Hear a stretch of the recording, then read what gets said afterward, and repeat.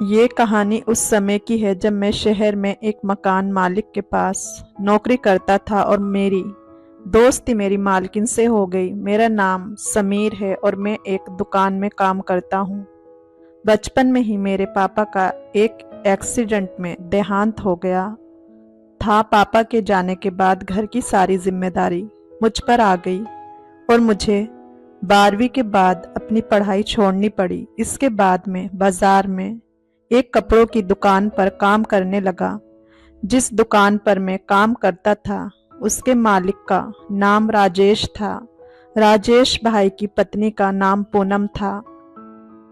पूनम बहुत खूबसूरत और भरवादार काया वाली महिला थी। उसे देखकर मेरा दिल हमेशा उस पर आता था। धीरे धीरे मेरी उससे बातचीत बढ़ने लगी और हम अच्छे दोस्त बन गए। राजेश भाई का घर और दुकान पास पास ही थे, तो मैं रोज सुबह उनके घर जाकर दुकान की चाबी लेता, दुकान खोलता और सफाई करता।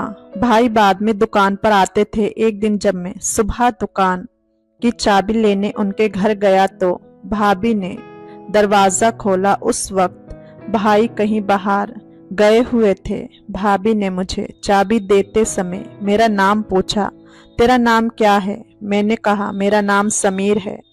उन्होंने पूछा, तेरा सरनेम क्या है? मैंने उन्हें अपना सरनेम बता दिया। सरनेम सुनते ही वो बोली, अरे ये तो मेरा भी सरनेम है, अब से मुझे मैडम नहीं भाभी कहकर बुलाना। मैंने हंसते हुए कहा, ठीक है भाभी जी, और फिर हम दोनों हंसने लगे। पूनम भाभी दिखने में बहुत ही सुंदर थी और उनके चेहरे पर अमीरी का रौब साफ झलकता था। मैं रोज ऐसे ही दुकान की चाबी लेने उनके घर चला जाता। कभी कभी भाई उस समय सो रहे होते तो मैं भाभी से ही चाबी लेकर दुकान चला जाता। ऐसे ही दिन बीतने लगे और मेरी भाभी से अच्छी दोस्ती हो गई। वो दिन में किसी न किसी काम के बहाने मुझे घर बुला लेती थी। उनका घर बहुत बड़ा 3 मंजिला था। सबसे ऊपरी मंजिल पर एक बड़ा जनरेटर रखा था। जब भी घर की बिजली चली जाती तो भाभी मुझे जनरेटर चालू करने के लिए बुला लेती। अब तो वो दिन में 2-3 बार मुझे किसी न किसी काम के बहाने बुला ही लेती।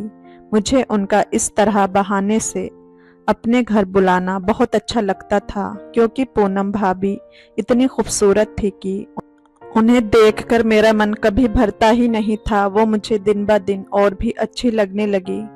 ऐसा लगता था कि अगर मेरा बस चले तो मैं उनसे दूर ही ना जाऊं, बस उन्हीं के पास रहूं। कभी कभी तो भाभी मुझे रसोई में भी बुला लेती। मजाक करते हुए कहती, वो टिफिन उठा दो और उसमें रोटी रख दो। शुरुआत में मैं थोड़ा डरता था, लेकिन जब देखा कि भाभी ने कभी कोई ऐतराज नहीं किया तो मेरा डर भी निकल गया। फिर एक दिन ऐसे ही पूनम भाभी ने दोपहर में राजेश भाई को फोन करके मुझे घर बुलाया। भाभी ने भाई से कहा कि आते हुए मेरे लिए जूस लेते आना। राजेश भाई ने मुझे पैसे दिए और कहा, ये लो अपनी भाभी के लिए जूस लेकर आ। मैं खुशी खुशी जूस लेकर उनके घर चला गया। उस दिन भाभी ने मुझसे कहा, अगर तुझे बुरा ना लगे तो एक बात पूछूं। मैंने कहा, हाँ भाभी, क्यों नहीं, पूछो भाभी।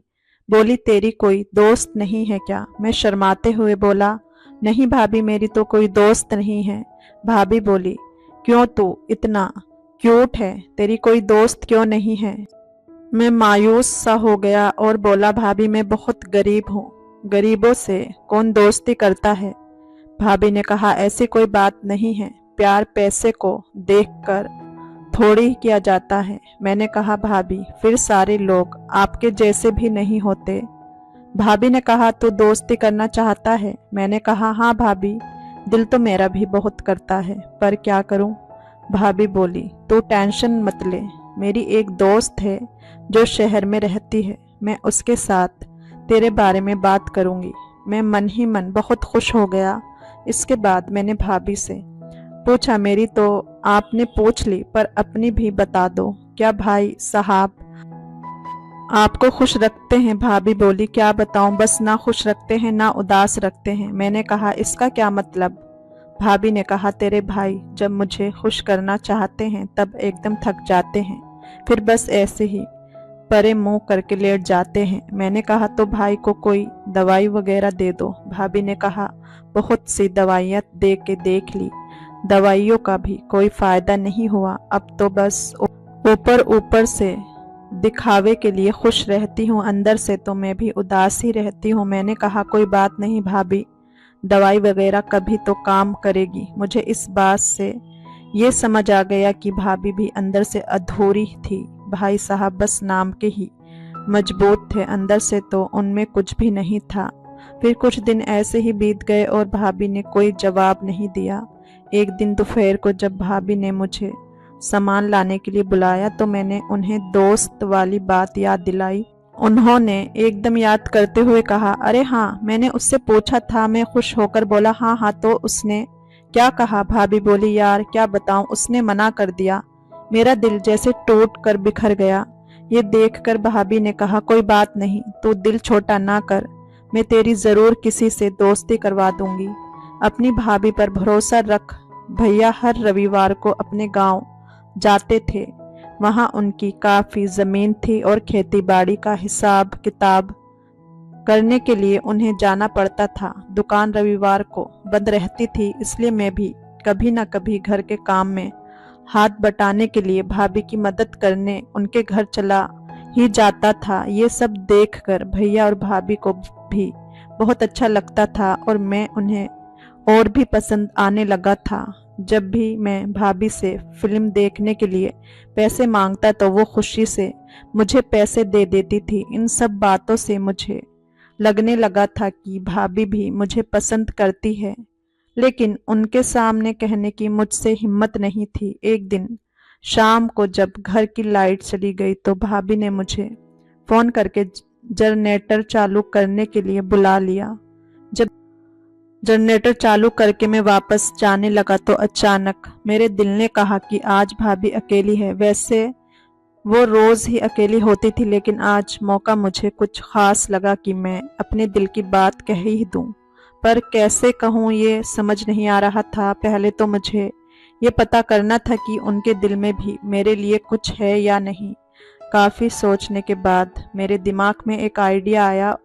उन दिनों मार्केट में सीडी प्लेयर एक नया आया था और वह बहुत महंगा था, जिसे सिर्फ अमीर लोग ही खरीद सकते थे। भाभी के पास भी एक सीडी प्लेयर था, तो मैंने भाभी से कहा, भाभी मेरा भी फिल्म देखने का बहुत मन कर रहा है। भाभी ने कहा, अरे पैसे निकाल लो, जितने चाहिए ले लो और जो फिल्म देखनी है वो देख लो। मैंने भाभी से कहा, मुझे ये वाली फिल्म नहीं देखनी, मैं वो वाली फिल्म देखना चाहता हूँ। भाभी ने कहा, वो वाली फिल्म कौन सी? मैंने कहा, भाभी अब मैं कैसे बताऊं, आप खुद ही समझ लो ना।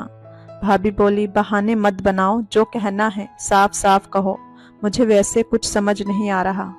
डरते डरते मैंने कहा, भाभी पहले वादा करो कि आप बुरा नहीं मानोगी। भाभी ने कहा, अरे वादा किया मैंने, आज तक तेरी किसी बात का बुरा नहीं माना जो आज मानूंगी। मैंने भाभी को इशारे में समझाया तो वो भी समझ गई। थोड़ा रिलैक्स होकर मैंने कहा, भाभी मुझे वो वाली फिल्म ही देखनी है। भाभी बोली, हाँ तो उसमें क्या प्रॉब्लम है? कल रविवार है, तेरा भैया तो गांव जाएगा, तू घर आ जाना, मैं अपनी एक फ्रेंड से सीडी मंगवा लूंगी। मैंने कहा, भाभी मेरी एक शर्त है। भाभी ने कहा, अब ये कौन सी शर्त है तेरी? मैंने कहा, आपको भी मेरे साथ फिल्म देखनी होगी, ऐसे अकेले में देखने का क्या मजा आएगा। भाभी थोड़ी शर्मा कर हंस पड़ी और बोली, ठीक है, मैं भी तेरे साथ मूवी देख लूंगी। अब खुश है? मैंने कहा, हाँ हाँ, अब खुश ना होऊंगा तो फिर कब होऊंगा? मुझे समझ आ गया कि जैसे मैं सोचता था भाभी के दिल में भी वही चल रहा था। अगली सुबह 9 बजे मैं भी भाभी के घर पहुंच गया। मुझे पता था कि भैया तो अपने गांव गया हुआ था और भाभी घर में अकेली थी। जैसे ही मैंने दरवाजा खोला तो मैं उन्हें देखते ही रह गया। उन्होंने बहुत ही सुंदर साड़ी पहन रखी थी। वैसे तो वो रोजाना ही नए नए कपड़े पहनती थी, पर आज कुछ अलग ही तैयार हो रखी थी। जैसे ही मेरी नज़र भाभी के शरीर पर पड़ी तो मैं देखता ही रह गया। भाभी ने एक चुटकी काटते हुए कहा, कहाँ खो गए हो, क्या हो गया जनाब? मैंने कहा, भाभी आज तो आप बिल्कुल चांद का टुकड़ा लग रही हैं। आज इतनी तैयारियां क्यों? भाभी बोली, ये तैयारियां भी किसी खास बंदे के लिए है।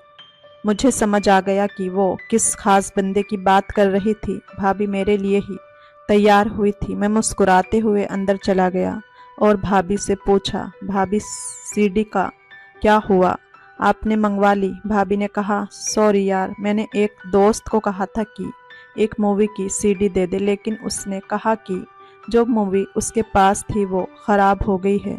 ये सुनते ही मेरा चेहरा उतर गया। मुझे लगा कि मेरी सारी प्लानिंग चौपट हो गई। भाभी ने मेरा चेहरा देखा तो उनको भी बुरा लगा, पर इसके बाद जो उन्होंने कहा वो मैंने कभी सपने में भी नहीं सोचा था।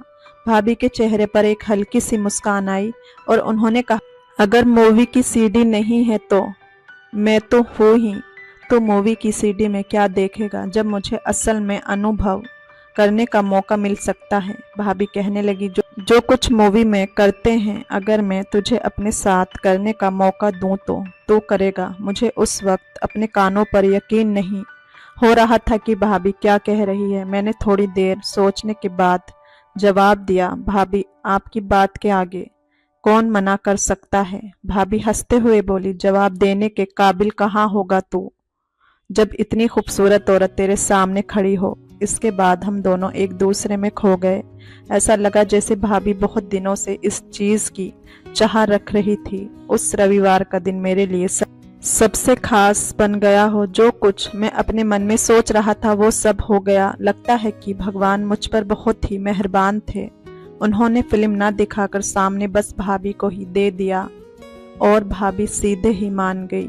इसके बाद जब भी भाभी मुझे बुलाती तो मैं बिना देर किए पहुंच जाता। दिन में मैं 2-3 बार आता और जब भी आता तो 2-3 बारों में से एक बार तो भाभी से बात करके ही जाता। अब तो भाभी मुझे और भी ज़्यादा खुश रखने लगी थी। भाभी अब मुझे दिल से अपनाने लगी थी, क्योंकि जो ज़रूरत उन्हें अपने पति से पूरी नहीं होती थी वो अब मैं पूरी कर रहा था, और जो चीज़ मुझे चाहिए थी वो मुझे भाभी दे रही थी।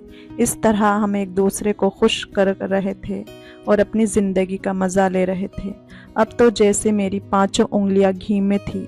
एक तो भाभी कभी भी मुझे पैसों से मना नहीं करती थी, अपने आप ही 20,000 रुपये देकर खुश कर देती थी, और मेरी तनख्वाह भी थी। पैसों की तो बात ही अलग थी, मानो वो मुझे किसी और जगह से भी मिल रहे हों। तो दोस्तों, उम्मीद है कि आपको ये कहानी पसंद आई होगी। कहानी पसंद आई हो तो कमेंट करके ज़रूर बताएं, वीडियो को लाइक करें, चैनल को सब्सक्राइब ज़रूर करें। फिर मिलेंगे एक और इंटरेस्टिंग कहानी के साथ। तब तक के लिए धन्यवाद। मेरे पास एक और प्लान है। रूही के ये कहते ही इश्की ने हैरान होते हुए पूछा, वो क्या है दी? इश्की का सवाल सुनकर रूही वहाँ से कहीं जाते हुए बोली, 1 मिनट। कुछ ही देर में रूही एक लिपस्टिक लेकर आई और मिशा को लगाने लगी। जल्द ही इश्की और रूही ने मिलकर मिशा का पूरा मेकअप कर दिया, और फिर मेकअप पूरा होते ही रूही उसकी तरफ देखकर नजर उतारते हुए बोले, अब लग रही है ना तू दुल्हे की बहन।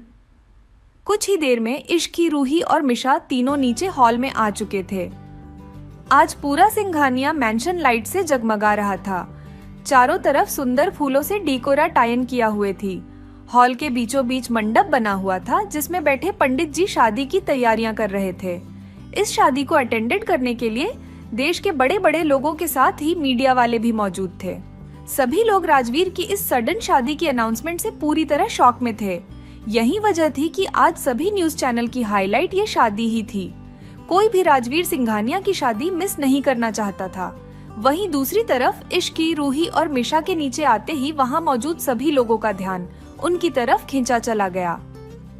घर वाले तो मिशा के इस अवतार को देखकर शॉक्ड ही हो गए थे, लेकिन बाकी सारे गेस्ट बस इश्की की खूबसूरती को ही देखे जा रहे थे, खासकर लड़के। तभी मिशा के पास एक आदमी आया जिसका नाम अर्नव सिंघानिया था। ये राजवीर के पापा हैं, जिनकी उम्र 51 है, पर दिखने में वो अभी भी 43 या 44 के ही लगते हैं। अर्नव जी मिशा के पास आकर बोले, क्या बात है, मुझे तो लगा था आज तक मेरे 3 बेटे थे, पर आज पता चला मेरी एक और बहुत खूबसूरत बेटी भी है। अर्णव जी की ये बात सुनकर रूही हंसते हुए बोली, आपने सही कहा डैड, मैंने भी मीशी से यही कहा था। फिर सभी एक साथ हंसने लगे तो मिशा मुंह बनाते हुए बोली, हाँ हाँ हाँ, वेरी फनी डैड, यहाँ पर जोक मारने से अच्छा है आप जाकर अपने बेटे से पूछे कि उसे ये क्या शादी का भूत चढ़ा हुआ है, वो भी इस लिपस्टिक की दुकान से। मिशा की बात सुनकर अर्णव जी ने कहा, मेरा बेटा तुम्हारा भाई है, अगर तुमको इतनी ही प्रॉब्लम है इस शादी से तो तुम खुद क्यों नहीं पूछ लेती? मेरे कंधे पर बंदूक रखकर क्यों चला रही हो? मिशा ने तुरंत जवाब में कहा, जब आप उस डेविल के फादर होकर भी उनके सामने कुछ नहीं कह पाते तो मैं तो क्या ही बोल लूंगी। इस पर अर्णव जी थोड़ा सा स्माइल करते हुए बोले, इसलिए चुपचाप ये शादी एंजॉय करो। वैसे इस सब में सारी गलती मेरे पापा की है, उन्होंने बिल्कुल अपनी तरह बना दिया है राजवीर को। अर्णव जी की बात पर मिशा ने अग्री होते हुए कहा, हाँ, और वो खुद तो ऊपर चले गए और हमें छोड़ गए भुगतने के लिए। वहीं दूसरी तरफ राजवीर के रूम में राजवीर अपने रूम में दूल्हे के गेटअप में पूरी तरह तैयार था। उसने आज गोल्डन कॉलर का कुर्ता पहना हुआ था और उसके सिर पर सेहरा भी था जिसमें सुंदर सा डायमंड ब्रूच लगा था। इस वक्त राजवीर के हाथ में कुछ पेपर्स थे और उसके सामने संजना के पापा खड़े थे जिनका नाम केशव दीवान था। संजना के पापा राजवीर की तरफ देखते हुए बोले, राजवीर, जैसा तुमने कहा था मैंने सारे शेयर्स के ट्रांसफर पेपर पर साइन कर दिए हैं, अब तो इस शादी में कोई प्रॉब्लम नहीं होगी ना? इस पर राजवीर बिना किसी एक्सप्रेशन के बोला, नहीं, अब कोई प्रॉब्लम नहीं होगी, चलिए नीचे चलते हैं। राजवीर का जवाब सुनकर केशव जी ने राहत की सांस ली और बोले, ठीक है चलो। जल्द ही राजवीर सीढ़ियों पर आकर खड़ा हुआ और फिर एक एक करके सीढ़ियों से नीचे उतरने लगा। वहीं इस वक्त नीचे मौजूद सभी लोगों की नजरें सिर्फ राजवीर पर ही रुकी हुई थी। वो इस वक्त किसी राजकुमार से कम नहीं लग रहा था। उसे देखकर वहां मौजूद सभी लड़कियों की तो जैसे सांसें ही थम गई थी। तभी मिशा फुसफुसा कर रूही के कान में बोली, यार कुछ भी कह लो, भाई हैंडसम तो बहुत है, पता नहीं आज कितनी लड़कियों का दिल टूटने वाला है। मिशा की बात सुनकर रूही ने कहा, हाँ मिशी, बात तो तू ठीक कह रही है। वहीं मिशा और रूही के बगल में खड़ी इश्की भी इस वक्त एकटक राजवीर को ही देखते हुए मन ही मन बोली, दिखने में तो ये बिल्कुल सपनों के राजकुमार जैसे लगते हैं, लेकिन हकीकत में बिल्कुल डेविल है। दूसरी तरफ राजवीर नीचे आकर कुछ बिजनेसमैन से मिल ही रहा था कि तभी उसकी नजर इश्की पर पड़ी जो इस वक्त बहुत ज्यादा प्यारी लग रही थी। राजवीर ने इश्की को बहुत प्यार से देखा और फिर तुरंत ही अपने असिस्टेंट को कुछ इशारा करके मंडप पर जाकर बैठ गया। कुछ ही देर में पंडित जी ने मंत्र पढ़ना शुरू कर दिया। संजना को भी मंडप में बुला लिया गया था। संजना की सभी दोस्त उसे अपने साथ लेकर आ रही थी। इस वक्त संजना ने रेड कलर का लहंगा पहना हुआ था जिसमें वो बहुत सुंदर लग रही थी। उसके चेहरे से स्माइल जाने का नाम ही नहीं ले रही थी। उसको देखकर मिशा इश्की से बोली, आज तो ये भी सुंदर लग रही है यार। इस पर इश्की ने मुस्कुराकर कहा, हाँ सुंदर तो लग रही है, और वैसे भी लड़की अपनी शादी वाले दिन ही सबसे ज्यादा सुंदर लगती है। तो मिशा बोली, पर जो भी हो तेरे से कम ही सुंदर है। इस पर इश्की ने स्टाइल मारते हुए कहा, अब मैं क्या करूं, अगर मैं परियों की तरह सुंदर हूं तो मिशा मुंह बनाते हुए बोली, बस कर, जब देखो खुद की तारीफ करती रहती है। और इश्की ने हंसकर कहा, शुरू किसने किया? तभी रूही उन दोनों को बीच में ही रोकते हुए बोली, अरे बस भी करो तुम दोनों, शादी देखो चुपचाप। अब तक संजना भी मंडप पर जाकर बैठ चुकी थी और धीरे धीरे रस्में आगे बढ़ने लगी कि तभी अचानक से वहां की सभी लाइट चली गई। इस अंधेरे में सभी लोगों की आवाजें गूंजना शुरू हो गई। इस पर मीशा कंफ्यूज सी होकर बोली, यार ये लाइट कैसे चली गई? तभी अर्णव जी ने तेज आवाज में ऑर्डर देते हुए कहा, कोई स्टाफ जाकर लाइट्स चेक करो। चारों तरफ हलचल का माहौल हो चुका था। तभी इस अंधेरे में एक प्रोजेक्टर की लाइट ने सबका ध्यान अपनी तरफ खींचा जहां एक वीडियो प्ले हो रहा था। उस वीडियो में केशव जी के सभी काले कामों के सबूत फ्लैश हो रहे थे। ये देखकर सारे मीडिया वाले उसकी फोटो लेने लगे और सभी लोग शॉक्ड रह गए कि ये सब हो क्या रहा है। तभी केशव जी चिल्ला कर बोले, ये सब क्या बकवास चल रहा है यहाँ पर, बंद करो इसे। ये कहते ही उन्होंने आगे जाकर प्रोजेक्टर को नीचे फेंक दिया। इसी के साथ सारी लाइट्स ऑन हो गई और राजवीर चलकर उनके पास आकर खड़ा होते हुए बोला, तो कैसा लगा मेरा सरप्राइज? तुमने मुझे 48 घंटे दिए थे अपनी बेटी से शादी करने के लिए, और देखो इन 48 घंटे में मैंने तुम्हें सड़क पर ही नहीं बल्कि सलाखों के पीछे भी भेजने का इंतजाम भी कर दिया। तभी राजवीर ने चारों तरफ खड़े लोगों को एक नजर देखा और फिर से केशव जी की तरफ देखते हुए आगे कहा, अब देख लिया राजवीर सिंघानिया से उलझने का अंजाम। यहाँ मौजूद लोगों के साथ साथ पूरे देश ने ये देख लिया है कि किस तरह तुम इस देश को खोखला कर रहे हो। तो इसे कहते हैं जैसा हाल वैसा ही तमाचा। ये शादी तो सिर्फ बहाना था तुम्हें सबके सामने एक्सपोज करने का, ताकि ये सब लोग भी जान ले कि राजवीर से टकराने का अंजाम क्या होता है। ये बात राजवीर ने बहुत गुस्से में कही थी। तभी वहां पुलिस की पूरी टीम आ पहुंची और केशकू को अरेस्ट कर लिया गया। सभी को समझ आ गया था कि ये शादी सिर्फ और सिर्फ केशव दीवान को रंगे हाथों पकड़ाने के लिए राजवीर का फेंका हुआ जाल था। ये सब देखकर इश्की ने हैरान होते हुए कहा, यार मीशा, ऐसा लग रहा है जैसे हम कोई मूवी का सीन देख रहे हैं। तो इस पर मीशा बोली, तू सही कह रही है यार, भाई कब क्या करते हैं कोई भी नहीं समझ सकता। इस पूरे ड्रामा के बाद सभी लोग वहां से जाने लगे। मीडिया वाले भी राजवीर से कुछ सवाल करके कुछ देर में वहां से जा चुके थे, लेकिन पंडित जी अब भी वहीं थे क्योंकि राजवीर ने उन्हें रुकने को कहा था। सबके जाने के बाद हॉल में अब सिर्फ घर वालों के साथ साथ इश्की और संजना ही बचे थे। जब संजना ने देखा कि अभी पंडित जी को रोका गया है तो उसे एक उम्मीद मिली थी कि अभी भी शायद राजवीर उससे शादी कर लेगा। अपराह्न, तभी राजवीर की दादी ने उससे सवाल करते हुए कहा, राजवीर, यही सब करना था तो शादी का नाटक क्यों? इस पर राजवीर बोला, क्योंकि मुझे केशव दीवान के शेयर्स चाहिए थे जो वो मुझे शादी वाले दिन ही देने वाला था। तो दादी ने फिर से पूछा, लेकिन राजवीर शादी का क्या? तुझे याद तो है ना कि तुझे आने वाले 2 दिनों में शादी तो करनी ही होगी, क्योंकि तेरे दादाजी ने वसीयत में लिखा है कि तुझे 30 से पहले शादी करनी है, नहीं तो ये सारी प्रॉपर्टी ट्रस्ट में चली जाएगी और फिर अब तो तू 2 दिन बाद 30 का भी हो जाएगा। इस पर राजवीर बोला, मैं कुछ नहीं भूला दादी, मेरी शादी आज और अभी होगी। राजवीर की बात सुनकर अर्णव जी ने कंफ्यूज होते हुए पूछा, तुम संजना से शादी करोगे? राजवीर ने साफ इनकार करते हुए कहा, नहीं। राजवीर का जवाब सुनकर सभी घर वाले कॉन्फ्यूज हो गए, क्योंकि यहाँ पर मौजूद लोगों में से सिर्फ संजना ही थी जिससे राजवीर शादी कर सकता था। राजवीर के शादी से इनकार करने पर क्या होगा संजना का रिएक्शन? और आखिर किससे करने वाला है राजवीर शादी? संजना से शादी करने के सवाल पर राजवीर का जवाब सुनकर सारे घर वाले सोच में पड़ गए थे कि राजवीर आखिर किससे शादी करने की बात कर रहा है। सभी गहरी सोच में ही थे कि तभी संजना की आवाज आई, तुम ये क्या कह रहे हो राजवीर? तुम तो मुझसे प्यार करते हो ना? संजना की बात सुनने के राजवीर गुस्से में बोला, तुम्हें मेरा नाम लेने की परमिशन किसने दी? संजना लगभग रोते हुए बोली, लेकिन तुमने खुद मुझसे शादी की बात की थी। राजवीर में गुस्से में जवाब दिया, ये सब मैंने तुम्हारे बाप के काले कारनामों को सामने लाने के लिए किया था। संजना ने रोते हुए पूछा, लेकिन इसमें मेरी क्या गलती है? तुम मेरे साथ ऐसा क्यों कर रहे हो? राजवीर ने अपने दांत पिसते हुए गुस्से से कहा, तुम्हारी क्या गलती है? तुम्हें क्या लगा था तुम मेरी ड्रिंक स्पॉइल कर दोगी, और मुझे पता भी हो। नहीं चलेगा।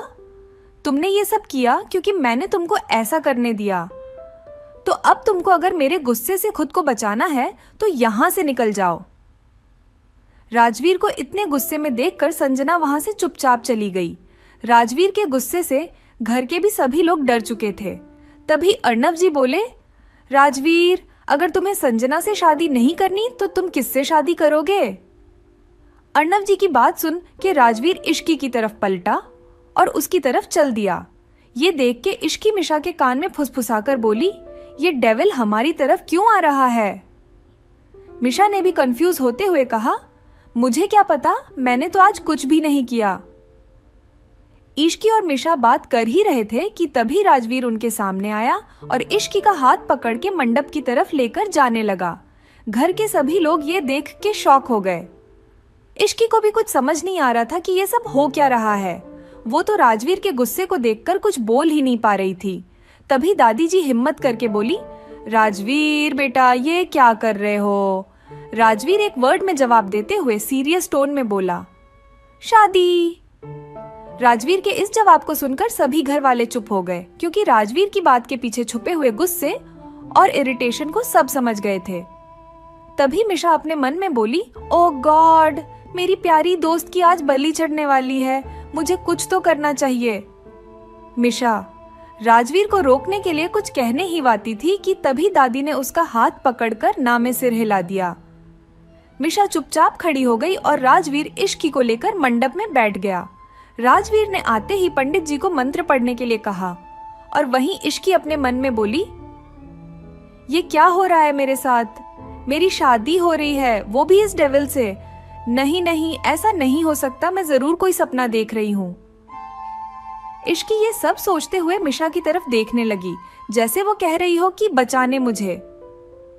लेकिन मिशा ने भी उसकी शक्ल देखकर बेचारों जैसी शक्ल बना ली।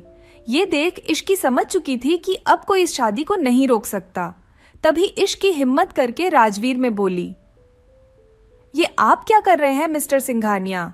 मुझे आपसे शादी नहीं करनी। इश्की की ये बात सुनकर राजवीर ने उसे गुस्से से घूर के देखा, जिससे इश्की डर के चुप हो गई और उसने अपनी गर्दन नीचे कर ली। तभी पंडित जी ने दोनों को फेरों के लिए खड़े होने को कहा। ये सुनते ही राजवीर तुरंत खड़ा हो गया, लेकिन इश्की अपनी जगह से उठी ही नहीं। ये देख राजवीर ने उसका हाथ पकड़कर उसे खड़ा किया और फेरे लेना शुरू कर दिया। इश्की भी धीरे धीरे अपने कदम बढ़ाते हुए राजवीर के साथ फेरे लेने लगी। 7 फेरे खत्म होने के बाद दोनों वापस से अपनी जगह पर बैठ गए। फेरे पूरे होते ही पंडित जी ने राजवीर को मंगलसूत्र पहनाने को कहा, तो कोमल जी ने आकर राजवीर के हाथों में मंगलसूत्र दे दिया और राजवीर ने वो इश्की को पहना दिया। फिर थोड़ी ही देर में उसने इश्की की मांग में सिंदूर भी भर दिया। राजवीर के इश्की की मांग में सिंदूर भरते ही पंडित जी बोले, शादी संपन्न हुई, आज से आप लोग पति पत्नी हैं। अब आप दोनों बड़ों का आशीर्वाद ले लीजिए। ये सुनकर इश्की होश में आई और फिर खुद से ही बुदबुदाते हुए बोली, ये मेरे साथ क्या हो गया? मेरी शादी हो गई, वो भी इस डेविल से। मैं कैसे रहूंगी इनके सोथ? इश्की ये सब सोच ही रही थी कि तभी राजवीर उसे लेकर दादी के पास गया और उनसे आशीर्वाद लेने लगा। दादी से आशीर्वाद लेने के बाद राजवीर और किसी के पास आशीर्वाद लेने नहीं गया। तो ये देखकर अर्णव जी और कोमलम जी को काफी बुरा लगा, लेकिन उनको पहले से ही पता था कि राजवीर ऐसा ही करेगा। लेकिन तभी अर्णव जी राजवीर को टोकते हुए बोले, राजवीर, तुमने इश्की से शादी तो कर ली, ठीक है, लेकिन जिस वजह से की है उसके लिए ये शादी वेल नहीं है। इश्की की उम्र अभी 19 है और लड़कियों की शादी की लीगल एज अब 21 हो गई, पूर्वाह्न है। कोर्ट इस शादी को एक्सेप्ट नहीं करेगा और तुम्हारी शादी भी रजिस्टर नहीं हो पाएगी। अर्णव जी की बात सुनकर राजवीर सीरियस टोन में बोला, आप इस बात की चिंता मत कीजिए, मैंने वसीयत में अपनी शादी की एज 30 से 32 करवा दी है। इसका मतलब इश्की के 21 होने तक का टाइम है हमारे पास। जब इश्की 21 की होगी, शादी तब रजिस्टर हो जाएगी। राजवीर ये बात बोलकर सीधे अपने रूम में चला गया और नीचे खड़े सभी लोग उसे जाते हुए देखते रहे। तभी कोमल जी इश्की के पास आकर उसे प्यार से आशीर्वाद देते हुए बोली, बेटा, अब इस पवित्र बंधन में बंधी हो तो इसे पूरे दिल से निभाना। तभी मिशा भी इश्की के पास आकर बोली, पवित्र बंधन में, यूं जबरदस्ती के बंधन में आप सबने भाई को रोका क्यों नहीं? इस पर दादी मिशी को समझाते हुए बोली, मिशा शांत हो जाओ, अब जो होना था वो हो गया है। फिर उन्होंने इश्की से कहा, इश्की बेटा, राजवीर का तुमने अभी तक सिर्फ गुस्सा ही देखा है, लेकिन मेरा यौन मानो उसके पास बहुत सुंदर दिल भी है जो बहू ने साफ है। इस पर इश्की ने कुछ नहीं कहा और वो चुपचाप सबकी बातें सुनती रही। तभी अचानक से मिशा इश्की का हाथ पकड़कर अपने रूम में लेकर चली गई। रूम के अंदर जाते ही इश्की रुआसी आवाज में मिशा से बोली, पता है, मैं मंडप पर उस दिन को कोस रही थी जब मैं तुझसे मिली। मिशा इश्की की बात सुनकर हैरान होते हुए बोली, अब इसमें मेरी क्या गलती है? इश्की ने कहा, गलती तो मेरी भी नहीं थी ना मिशा। मिश्रा ने फिर से पूछा, तो तूने कुछ बोला क्यों नहीं?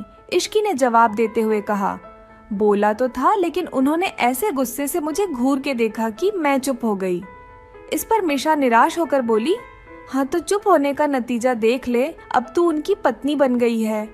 तभी उनके रूम में कोमल जी अंदर आते हुए बोली, इश्की बेटा, तुम अब इस रूम में नहीं रहोगी बल्कि राजवीर के रूम में रहोगी। इश्की ने जैसे ही ये बात सुनी तो वो तुरंत चिल्लाते हुए बोली, बिल्कुल भी नहीं आंटी, आप मुझे उस डी वाइल के पास रहने को कैसे कह सकती है। आप तो जानती है जब वो घर आते थे तो मैं डर के मारे रूम से ही बाहर नहीं निकलती थी, तो मैं उनके रूम में कैसे रहूंगी। नहीं नहीं, मैं नहीं जाऊंगी यहाँ से। तो मीशा भी उसका साथ देते हुए बोली, हाँ माँ, ये कैसे रहेगी भाई के साथ। तभी रूही भी रूम आते हुए बोली, इश्की, अगर तुम भाई के रूम में नहीं गई तो हो सकता है कि भाई गुस्से में तुम्हें लेने यहाँ ही आ जाए। इस पर इश्की घबराते हुए बोली, ये आप क्या कह रही है दी, शुभ शुभ बोलिए। सौ रूही ने तुरंत इश्की का हाथ अपने हाथ में पकड़ते हुए कहा, तो तुम शुभ शुभ करो और चलो हमारे साथ। इस पर मिशा इश्की की तरफ देखते हुए बोली, चली जा इश्की, कहीं ऐसा ना हो कि भाई गुस्सा हो जाए। इश्की ने कुछ सोचकर धीरे से कहा, ठीक है, मैं अपने कपड़े ले लेती हूँ। इश्की ने अपनी नाइट ड्रेस ली और कोमल जी के साथ राजवीर के रूम की तरफ चली गई। क्या होगा जब इश्की जाएगी राजवीर के कमरे में? क्या होगा अंजाम इश्की और राजवीर की इस शादी का? क्या इश्की रह पाएगी राजवीर के साथ एक कमरे में? कहानी में इश्की के साथ आगे क्या करने वाला है राजवीर, उसके लिए आपको सुनना पड़ेगा कहानी का अगला भाग। अगर दोस्तों आपको कहानी जरा भी पसंद आई हो तो वीडियो को एक लाइक कर दीजिए और चैनल को भी सब्सक्राइब कर लीजिए। फिर मिलेंगे कहानी के इंटरेस्टिंग भाग के साथ। तब तक के लिए धन्यवाद।